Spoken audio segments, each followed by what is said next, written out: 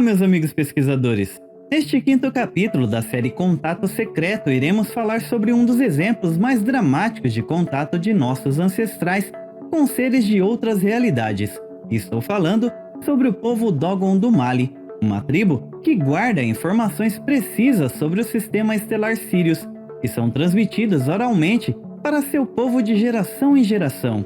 Informações que só tivemos confirmações científicas nos últimos anos. No entanto, o povo Dogon as tem há séculos e séculos.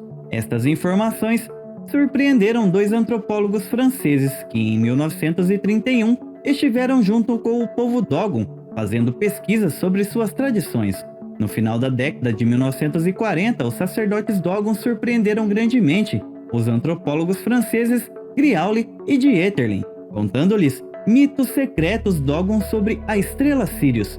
Ao verem seu conhecimento avançado sobre o sistema estelar Sirius, indagaram os sacerdotes dizendo: "Como vocês conseguiram essas informações?"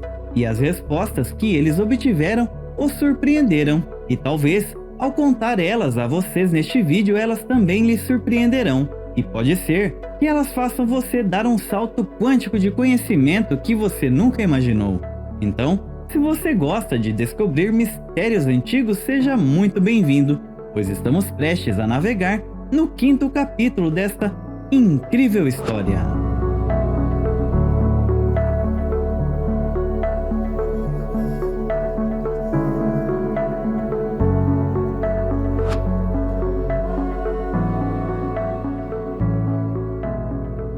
Os antigos egípcios associavam a deusa Ísis a estrela Sirius. A estrela também tem uma conexão com Osíris, Anubis e Sopdet, a deusa de Sirius. Mas esta correlação de Sirius e Ísis é muito interessante, pois quando olhamos para isso em um contexto científico, vemos que Sirius é uma estrela muito maior que o nosso Sol, e tribos como os Dogon tinham Sirius como a mãe de nosso Sol por causa de sua grandeza diante de nossa estrela. Curiosamente, sabemos que o povo Dogon tem suas raízes no Egito, e como Sirius também está associado a Ísis, podemos entender o significado genuíno do que significa Ísis, pois você vai além de todas essas identidades comuns para algo primordial, pois Ísis é quase uma mãe primordial. Seu nome e história está relacionado ao gene da humanidade atual, ou seja, ela faz parte do gene Ísis. E dado este significado maternal, faz todo o sentido que Ísis estivesse associada a Sirius. O fato de que essa relação existe entre dois corpos estelares que estão a cerca de 8,7 anos-luz de distância é uma indicação para nós que essa mesma relação existe em todo o universo. E esta relação existe também em nossa biologia, e os povos antigos sabiam que esse mesmo mecanismo existia dentro do corpo humano, e que literalmente há esta construção dentro de nós, ou seja, a capacidade de controlar a nossa própria realidade através desta energia interior. Esta ciência tornou-se o conhecimento de todas as antigas escolas de mistério, a ciência de como realmente se sintonizar com essas frequências de tal forma que você possa causar mudanças em conformidade com a vontade. Esse é o grande segredo das práticas mágicas, e o que o sacerdócio egípcio sempre quis tentar preservar, e tem feito amplamente para que o conhecimento ainda esteja vivo e bem em vários sacerdócios ocultos ao redor do mundo. Mas por que esse sacerdócio estava apenas preservando esse conhecimento para si? Em 1353 a.C., um faraó da 18ª dinastia chamado Akhenaton queria expor esses segredos ao seu povo. Ele queria que seu povo adorasse apenas Atum, que era representado pelo disco solar. Se pensarmos no que falamos sobre Ísis na introdução do vídeo, entendemos que Akhenaton estava seguindo uma tradição muito antiga, uma linhagem muito antiga que refletia nesta tradição espiritual e memorial. Quando Akhenaton assume o papel de faraó, ele percebe que o povo está descentralizado em sua tradição, pois há muitos deuses, o que permite que as pessoas adorem todos os tipos de coisas interessantes. No entanto, mesmo assim eles têm que falar a um sacerdócio central. Quando Akhenaton assume, ele diz: Você sabe que eu quero apressar as coisas um pouco. Então, por que não começamos a remover a adoração de todas essas miríades de deuses? As pessoas não sabem o que estão adorando mais. Então, vamos nos concentrar em um ponto vocal que é Atum, o centro de toda a criação. No entanto, Akhenaton não proibiu as pessoas a adorar outros deuses. Ele não fez isso. O que ele fez foi aconselhar o povo a parar de fazer isso. Ele queria que o povo se concentrasse no importante segundo a antiga tradição que ele seguia, a questão central. Porque, se você puder entender o conceito central de Atum, a partir daí você se capacitará para entender a verdadeira natureza do que os outros deuses estão fazendo. Ou seja, você perceberá que eles desempenham seu trabalho e estão ali para isso, e não para serem simplesmente venerados. E Akhenaton também queria fazer o povo entender que não precisamos dar poder aos deuses se tornarem intermediários entre nós e a fonte criativa, porque você não precisa de um intermediário, e sim, podemos acessá-lo diretamente. É por isso que ele se meteu em muitas águas profundas, e porque há muitas relações públicas dirigidas negativamente a ele, e porque, eventualmente, houve um golpe militar que o forçou a sair do poder. Ele estava tentando criar esta centralidade para focar a espiritualidade das pessoas de volta onde ela deveria estar. No entanto, fez muitos inimigos, pois, nas entrelinhas, ele estava dizendo que o sacerdócio estava corrompido. Mas esta não foi a primeira menção de Atum no Egito. Milhares de anos antes, na 12ª dinastia, a primeira referência conhecida a Atum, o disco solar como uma divindade, está na história de Sinué. Esta referência sugere que o rei Amenemhat I, quando falece, é descrito elevando-se como o deus aos céus e unindo-se ao disco solar Atum e seu corpo divino, fundindo-se com o seu criador. Então, será que Akhenaton poderia ter transmitido conhecimento de uma linhagem ainda mais antiga? No Mali, África Ocidental, no lar do povo Dogon, vivendo de forma simples e em harmonia com um ambiente natural, os Dogon são uma tribo cujas raízes ancestrais estão no Antigo Egito. Em 1931, dois antropólogos franceses, Marcel Griaule e Germaine Dieterlen, conduziram investigações detalhadas dos complexos rituais e simbolismos Dogon e das ideias cosmológicas das quais eles são uma expressão. As duas obras mais importantes do antropólogo Griaule são Masques Dogons, 1938, e Dien Dieu, 1948. Este último trabalho foi publicado em inglês em 1965, sob o título Conversations with Ogotemli and Introduction to Dogon Religions Ideas. Eles ficaram surpresos ao descobrir que o povo Dogon possuía algumas informações astronômicas incrivelmente avançadas. A cultura Dogon, sem alta tecnologia ou ciência, foca na espiritualidade, bem-estar e harmonia com a natureza. As informações astronômicas que o povo Dogon compartilhou com os pesquisadores foram curadas por seus anciãos por muitas gerações.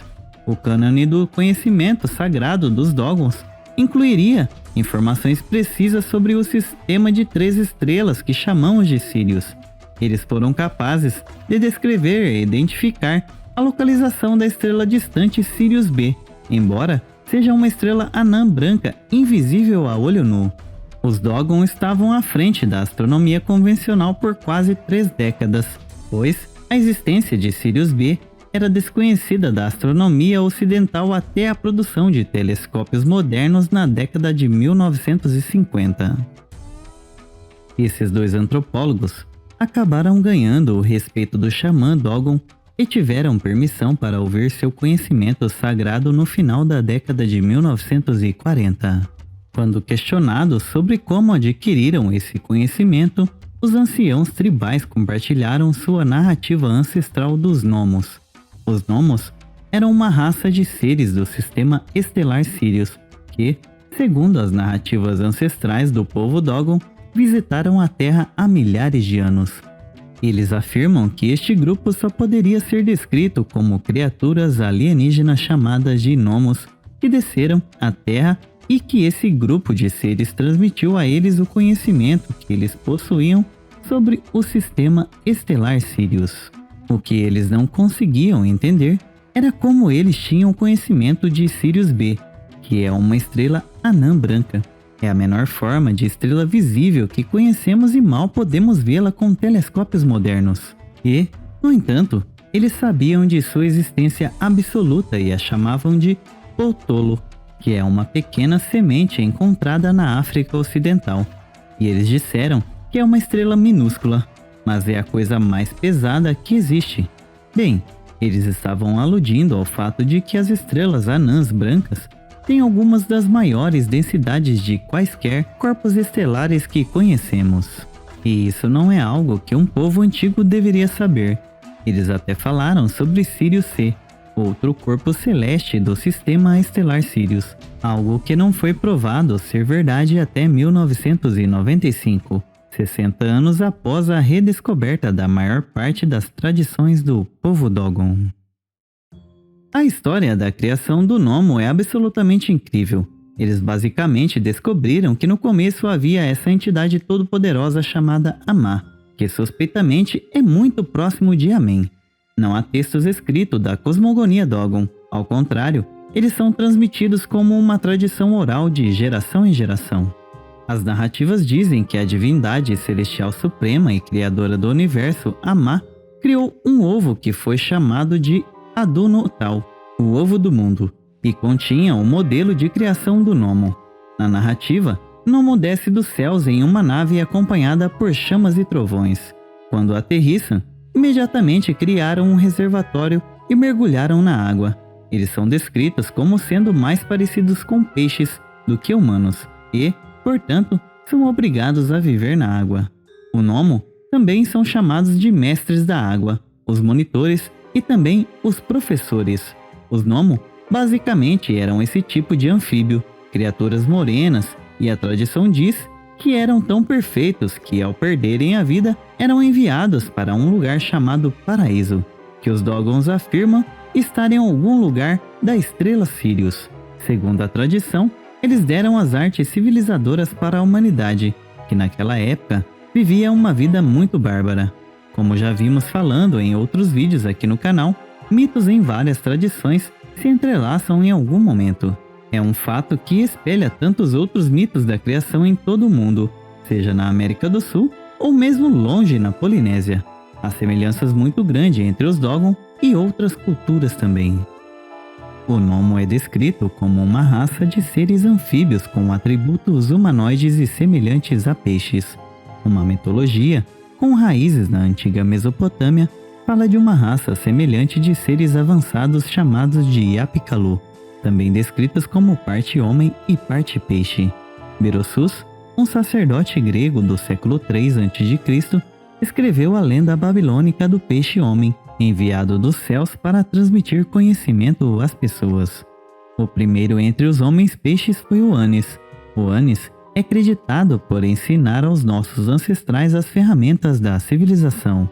Semelhanças podem ser encontradas com a divindade mesopotâmica Dagon, também descrita como peixe-homem.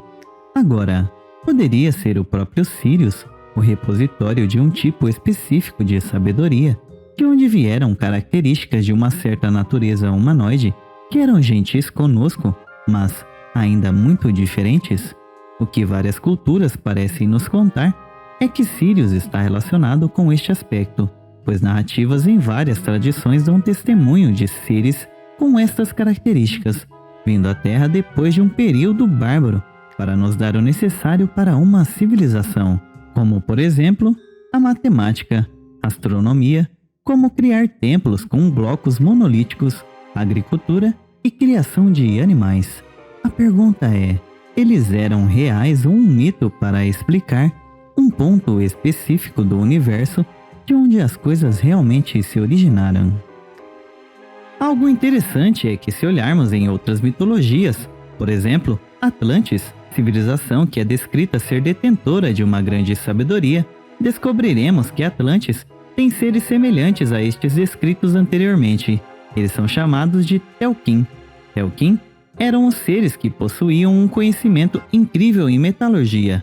Esses seres eram os portadores do conhecimento.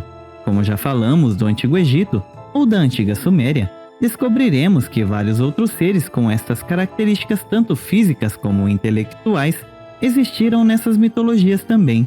Então, pode ser os mesmos seres existentes em seus relatos, mas com nomes diferentes. Agora, esse tema recorrente de encontros com seres das estrelas é apenas uma coincidência literária? Ou estaria a tribo Dogon carregando a memória de encontros reais com seres do sistema estelar Sirius? Segundo Jack Carey, em sua pesquisa pessoal, ele acredita que o conhecimento dos gnomos realmente veio de seu tempo no Antigo Egito e fazendo parte do antigo sacerdócio egípcio. Os próprios Dogon relatam que eles realmente vieram do Antigo Egito. A informação vem direto da fonte, e isso é fascinante, porque no Antigo Egito sabemos que existe uma correlação direta entre a massa da Grande Pirâmide e a massa da Pirâmide de Khafre, que é relacionado a um espelhamento matemático exato da diferença entre a massa de Sirius B e a massa de nossa estrela aqui da Terra. Segundo Jack Carey, isso era o que as antigas escolas de mistério tinham no coração de seu segredo, que é a alusão à teoria matemática harmônica, ou seja, a ideia de que um corpo pode vibrar de tal forma que provoca mudança em outro. Quando vemos essas relações sendo ensinadas secretamente em culturas como os Dogon, que têm suas raízes no Egito, parece ser muito coerente. E dentro de sua estrutura social e sua estrutura espiritual, você tinha este conceito de um Deus criado chamado Amen, ou Amá, e os dois são basicamente intercambiáveis, porque quando você olha para o antigo princípio do que Amen representa e Amá representa, eles são o mesmo ser. Conforme as pesquisas de Jack Carey, é aqui que as coisas se tornam fascinantes. Como já falamos antes, a matemática da ressonância harmônica foi construída nestes monumentos antigos. Isso foi feito pelos seres que chamamos de Anunnaki, por exemplo, que foram lançados na Terra depois de enganarem Anu. Esse foi o cenário deixado aqui para Enki e seus 200 seguidores. Eles construíram na matemática real dessas antigas estruturas de pedra um segredo muito bem guardado de todas as antigas escolas de mistérios e tradições ocultas. Um dos mistérios incutidos neste segredo é o fato de que o próprio corpo humano, através dos 7 chakras que possui, também equivalem a 7 notas e uma oitava musical, que pode, através da ressonância harmônica, afetar o tecido da realidade ao nosso redor. E isso foi feito através do que eles chamam de harmônicos de onda de luz. Os chakras também são chamados de rodas de luz por esta razão, e cada um vibra em uma oitava diferente, se assim forem induzidos. É exatamente o mesmo conhecimento que eles construíram nestes monumentos, sabendo que eventualmente seríamos capazes de descobrir isso e como usá-lo. E isso nos faz entender porque os antigos diziam que a estrela Sirius ressoa harmonicamente com a nossa estrela. Recentemente, foi descoberto por Robert Edward Grant que as pirâmides, que estão no Planalto de Gizé, contêm as frequências relacionadas a estes intervalos musicais. Também sabemos que a recente descoberta da câmara na Grande Pirâmide está localizada na direção do chakra laríngeo, conforme alinhado ao desenho do homem vitruviano de Leonardo da Vinci. Todas estas relações nos fazem entender que nada disso foi feito por acaso. Este conhecimento antigo está completamente interligado. Eu argumentaria que havia uma conexão entre essas culturas que remonta muito além do que os historiadores modernos foram capazes de rastrear. E a razão para isso não é apenas a semelhança entre seu panteão de deuses, mas a semelhança nas estruturas que eles construíram. E tudo isso remonta a um tempo muito anterior, quando talvez os mesoamericanos vieram de uma parte completamente diferente do mundo. Tudo está relacionado. Por exemplo, há algo fascinante sobre Osíris, Horus e Quetzalcoatl, que é a sua conexão com a estrela Sirius. O que você tem com Quetzalcoatl é um deus que tem um irmão gêmeo com uma cabeça de cachorro. Ele se torna a estrela Sirius e guarda o sol através do submundo, da mesma forma que Anubis era o guardião do submundo. Agora, será que essa inteligência superior pode explicar por que em um piscar de olhos o estudo humano desenvolveu a agricultura, a pecuária, a organização das plantações, organizando-se em um grupo cultural onde desenvolveram cidades e áreas comunais que não aconteciam antes e aconteceram em um piscar de olhos na era da barbárie, não só em uma cultura, mas em várias culturas ao redor do mundo, quase simultaneamente? Então, obviamente, teve que haver uma influência externa de pessoas que entenderam as qualidades civilizadoras da natureza, para trazer isso para as pessoas que perderam o contato com este conceito em algum momento do passado. Histórias correlatas podem ser encontradas ao longo da história documentada em todo o mundo entre civilizações antigas separadas por vastos oceanos e milhares de anos.